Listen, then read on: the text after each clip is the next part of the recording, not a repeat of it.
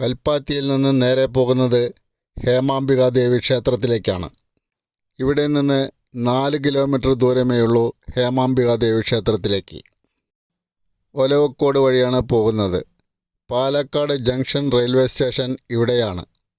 പാലക്കാട് നിന്ന് 7 കിലോമീറ്റർ ദൂരമേയുള്ളൂ ഹേമാംബികാ ദേവി ക്ഷേത്രത്തിലേക്ക്. ഏമൂർ കൈപ്പത്തി ക്ഷേത്രം എന്ന പേരിലും ഇത് അറിയപ്പെടുന്നു.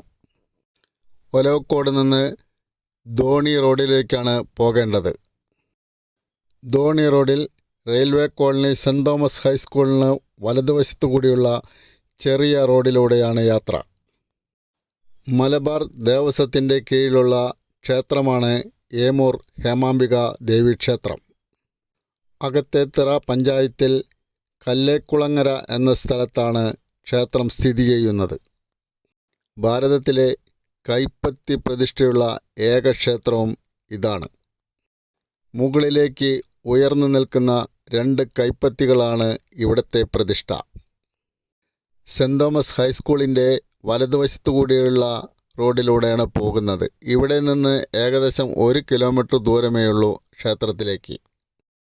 പോകുന്ന വഴിയിൽ തന്നെ ക്ഷേത്രത്തിന് പിറകിലുള്ള മനോഹരമായ കുളം കാണാൻ സാധിക്കും. അനേകം നൂറ്റാണ്ടുകൾ പഴക്കമുള്ള ക്ഷേത്രമാണ്. ക്ഷേത്രത്തിനെക്കുറിച്ച് ഒരുപാട് ഐതിഹ്യങ്ങളുണ്ട്. പരശുരാമൻ നിർമ്മിച്ച 4 അംബികാ ക്ഷേത്രങ്ങളിൽ ഒന്നാണ് ഇതെന്ന് വിശ്വസിക്കുന്നു. കന്യാകുമാരിയിൽ ബാലാംബികയായും വടകരയ്ക്കടുത്തുള്ള ലോകനാർക്കാവിൽ ലോകാംബികയായും കർണാടകയിലെ കൊല്ലൂരിലെ മൂകാംബികയായും പാലക്കാട് കല്ലേക്കുളങ്ങരയിലെ ഹേമാംബികയായും അറിയപ്പെടുന്നു. ക്ഷേത്രത്തിന് ചുറ്റും 4 കുളങ്ങളുണ്ട്. പ്രധാന കുളം വളരെ മനോഹരമാണ്. ക്ഷേത്ര പരിസരവും കുളവും ആരെയും ഭക്തിയിൽ ആറാടിക്കും. ശങ്കരാചാര്യരുടെ ക്രമപ്രകാരമാണ് നിത്യാരാധന. രാവിലെ സരസ്വതിയായും ഉച്ചയ്ക്ക് ലക്ഷ്മീദേവിയായും വൈകുന്നേരം ശ്രീ ദുർഗയായും ഇവിടെ ആരാധിക്കപ്പെടുന്നു.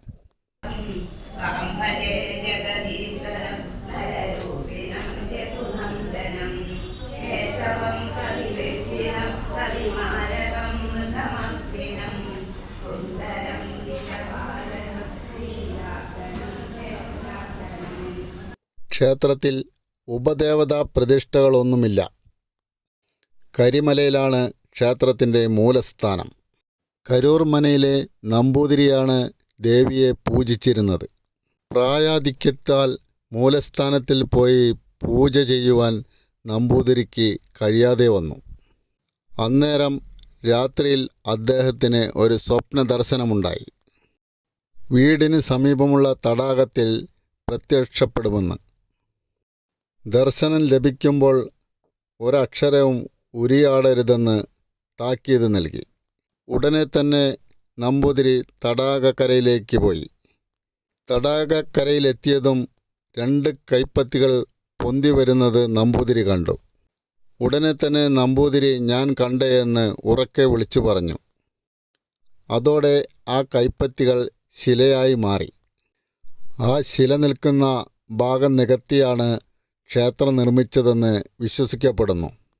ക്ഷേത്രം നിൽക്കുന്ന സ്ഥലത്തെ 5 കുളങ്ങളും കണക്കാക്കുമ്പോൾ ഇതൊരു തടാകമായിരുന്നെന്ന് കരുതപ്പെടാം. ക്ഷേത്രത്തിന് സമീപം തന്നെ മറ്റു ചില ക്ഷേത്രങ്ങളുമുണ്ട്. ഈശ്വരമംഗലത്ത് ശിവശാസ്താ ക്ഷേത്രവും ചേന്നമംഗലം ശിവക്ഷേത്രവും.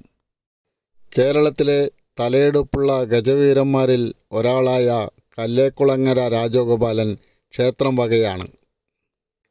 ചേന്നമംഗലത്ത് ശിവക്ഷേത്രത്തിലേക്കാണ് ഇനി പോകുന്നത്. വളരെ പുരാതനമായ ക്ഷേത്രം തന്നെയാണ് ചേന്നമംഗലം ശിവക്ഷേത്രം. ഇവിടെയും ധാരാളം ഭക്തർ വന്നു പോകുന്നുണ്ട്. പ്രധാന ഉത്സവം ശിവരാത്രിയാണ്. ആ ദിവസം ധാരാളം ഭക്തർ ഇവിടെ സന്ദർശിക്കാറുണ്ട്. ക്ഷേത്രത്തിന് മുൻവശമുള്ള പ്രധാന കവാടമാണ്. മനോഹരമായ കവാടം. കവാടം കഴിഞ്ഞ് അകത്തേക്ക് പ്രവേശിച്ചാൽ മനോഹരവും പുരാതനവുമായ ഒരു ക്ഷേത്രമാണ് നമ്മൾക്ക് കാണാൻ കഴിയുക. പാറക്കെട്ടിന് സമീപമാണ് ക്ഷേത്രം സ്ഥിതി ചെയ്യുന്നത്. പുറകുവശത്ത് വലിയൊരു പാറക്കെട്ടാണ്. ഇതെല്ലാം ക്ഷേത്രം വകയാണ്.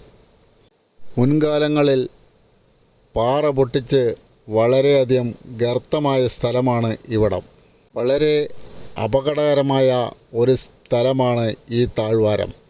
പാറ പൊട്ടിച്ച സ്ഥലങ്ങളിൽ അപകടം പതിയിരിക്കുമെന്ന് ഇവിടെ ബോർഡ് വെച്ചിട്ടുണ്ട്.